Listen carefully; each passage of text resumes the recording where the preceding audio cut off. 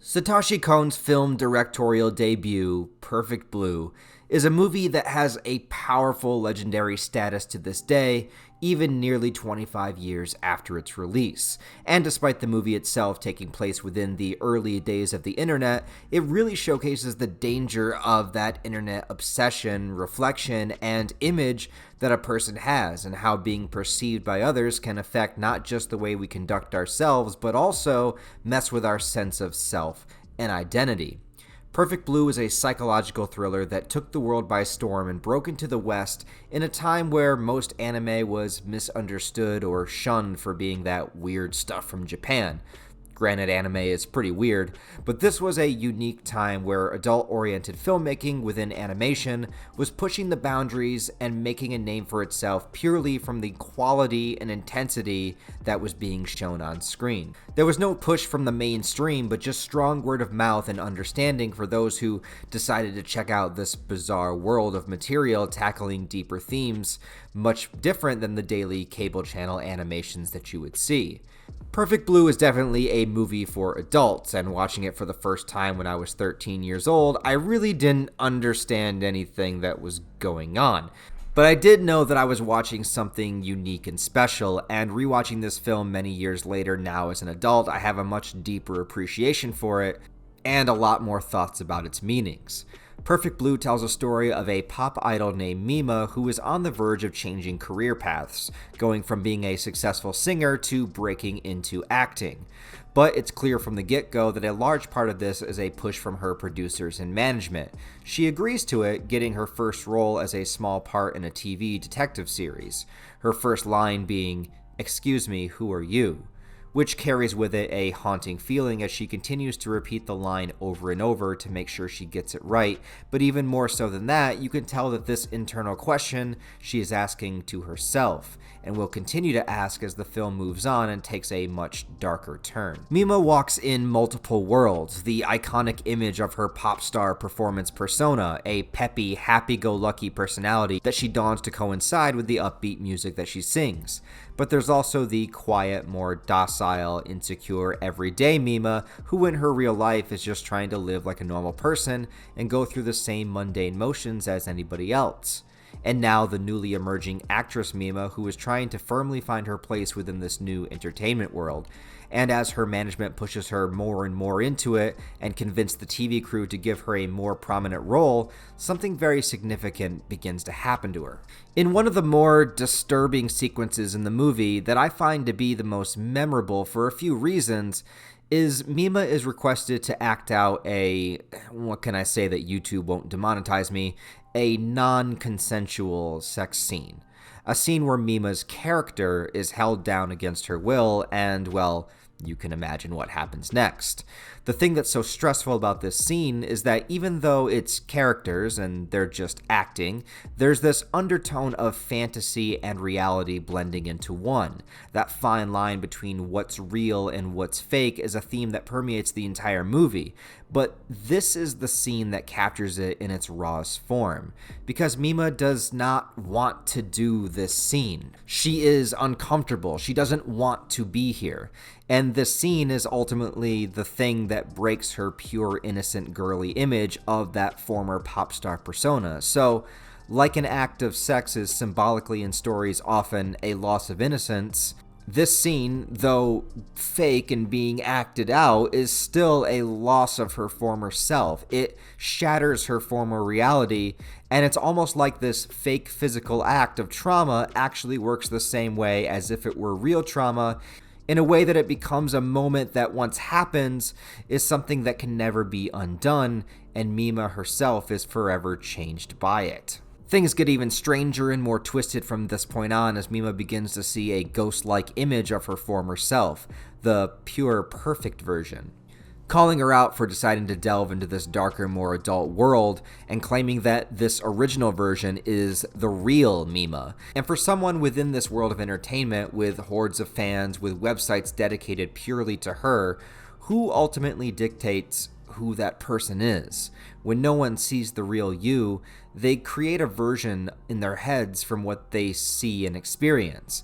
This is how some people believe that actors are just as upstanding as the characters they play, or that singers live by every word that they write in their songs. It's all fake, and that leads heavily into the idea of fandom and obsession, and I find it really interesting that this movie came out in 1997, where the internet was nowhere near what it is today. Today, every influencer has multiple platforms and social media profiles to interact with fans. However, even in these early days, there was an idea of hyper-obsessed fans who build an image of the person they follow in their mind, and when that image changes or is shattered, that love and admiration can so easily shift to hatred. It is terrifying how many people get death threats and stalkers simply because someone online disagrees with them on the simplest of issues. I think Perfect Blue was acting as a cautionary tale for this new online culture and what it could do when it comes to fandoms and communities based around people that are famous for their personas. And sadly, a lot of things that this movie predicted are still true to this day. But the very nature of the internet, it allows people to post only what they want you to see. They are showing you their best selves, and you never really see the full picture or full spectrum of who a person is. Mima's obsessed fan, a man you can tell was probably rejected by society his whole life due to his physical appearance, his social awkwardness, and his reclusiveness. He sees Mima as this beautiful, innocent girl in a dress singing pop songs. As soon as Mima is doing sex scenes and nude photo shoots, changing her image, it shatters how he wants this person to be for him, a person that he doesn't even know. And he refuses to accept Mima is now even the same person as she was before, and he begins to take matters into his own hands to eliminate the factors that are influencing her to change. And with all that being said, and happening as themes in the movie, I haven't even gotten to the weird mindfuck portions of this movie yet. Not really, at least. Because Mima's visions of her former self are only the beginning of her psychological breakdown. Soon the lines between her real life and the character she starts to play begin to intertwine. Moments where she is saying dialogue that you would think would make sense for her real self, it pans out and we see that she is actually being shot for a scene of the TV show. And other times where we think that she's in the show, we realize that it's actually her real life once more, and she's in legitimate serious danger. Excuse me, who are you? The line that runs through the whole movie as Mima struggles to get a hold of herself against the ghost visions of her past self, being stalked by her obsessive fan, and her management pushing her forward and backward into what she should be doing, and of course, the beginning of murders that start happening to those who are connected to her. People that maybe she deep down resents and questions her own involvement in these murders, and if they are happening in a way that she's involved. People questioning and interrogating her, and Mima coming home each night and checking her fan website that continues to have more and more intimate details about her life uploaded online. Details that nobody but her should know. And all of this is done with animation that doesn't try to be shiny, polished, or perfect. The characters have specific realistic details to them to the point where you kind of forget that you're watching an anime at all, and I think that this could 100% be a live action movie. And the sad part is if it were, I think so many more people would have been praising it. But of course, movies like this, especially at the time that it was released in the West, were often disregarded simply by the fact that it was animation. And it's no secret that at this point, filmmakers like Darren Aronofsky have used Perfect Blue as an inspiration for several of his films. Requiem for a Dream, which is another great movie by the way you should check out, directly recreates the bathtub scene from Perfect Blue. And his other film, Black Swan, is also about an actress/dancer who is in the middle of changing her image, becoming obsessed with a role, and seeing visions of a darker version of herself as the lines between real and fantasy become more blurred as the course of the film goes on. Some people have said it's a direct remake of Perfect Blue, and I don't necessarily think so, but it definitely holds the same exact themes. Much of, I guess if you want to use this word, fun of the movie isn't so much trying to figure out who is doing what, but being slowly thrown into the mindset of a person who has no idea who they even are anymore, or what the world they are currently living in, forever feeling like they are falling from this perfect image that they have of themselves in their mind, the same way that each and every person around them also has an image of them as well. Everyone wants you to fit into a box that they created for you in their mind, and the moment that that box no longer contains you, the less real you become to them, the less they want to take you seriously, and the more they want to see you return to the box for their own benefit. But as I said, there is a point of no return. Mima hits this point and goes much further beyond, and this movie is about what happens to somebody when they can no longer return to who they once were, when they are no longer that innocent little girl, when that one decision leads to a self-deconstruction and the struggle of rebuilding into somebody new, all while everyone you meet and pass is judging you every step of the process. Now, I do want to briefly touch on the ending of Perfect Blue, but this will of course go into spoilers, so if you haven't seen the movie or care about such things, now would be a good time to exit the video. However, while I have you here for a moment, I would appreciate it if you gave the video a like and subscribe to the channel if you enjoyed the content for regular manga, anime, and movie reviews, as well as just random mass content. So the ending of Perfect Blue is another one of those things that, as many questions as it answers, many more are also brought into question. As many people involved with the dramatic change of Mima's image begin to get murdered, like the scriptwriter who wrote the non-consensual sex scene and the photographer who took the nude photos of her, as well as one of her agents, Mima's obsessed superfan seems to be the culprit and attacks Mima herself, not believing her to be the real Mima and taking away from the version of her that he loves. She manages to escape him, running into her other agent, Rumi. Rumi is an older woman who is said to have been a pop star as well back in her younger days and adamantly did not want Mima to get into acting.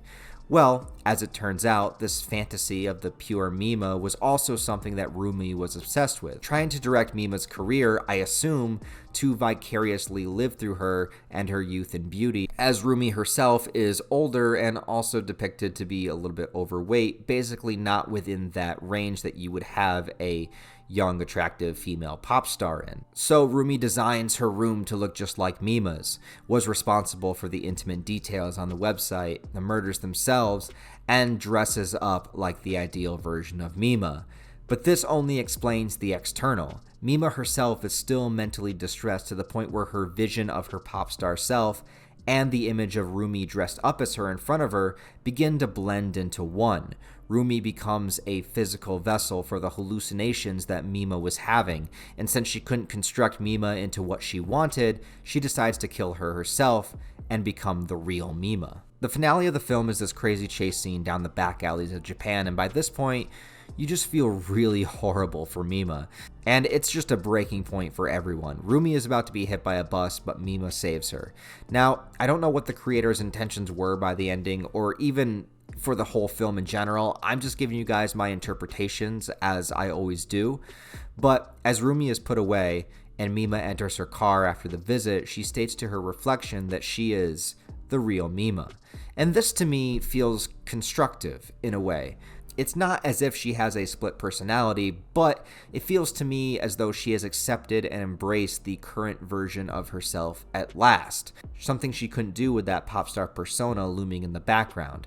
After overcoming the obstacles of transitioning to a new art form, the backlash from fans, the restrictive nature of Rumi, and oh yeah, literal murders and hallucinations, she has embraced her current self and overcame an ideal innocent image that she was originally known for.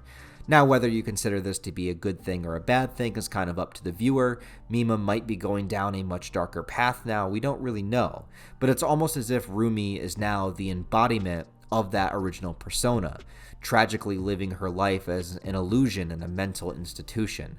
Again, that blend of real and fiction, as the quote, real Mima continues to live her life, leaving that version of herself in the past. So I don't know. This is of course a film that is definitely left up to interpretation. So tell me, how do you guys think of this film, its themes, and its ending? Tell me that all down in the comments below. And other than that, I really want to thank you guys for watching this video. I really appreciate it. And please let me know what other retro anime film from the 80s or 90s that I should review next. Put that down in the comments below as well, and definitely thumb up and vote up the ones that you guys think I should do next. Anyways, thank you again for watching. I hope you all have a wonderful rest of your day, and I'll talk to you guys next time.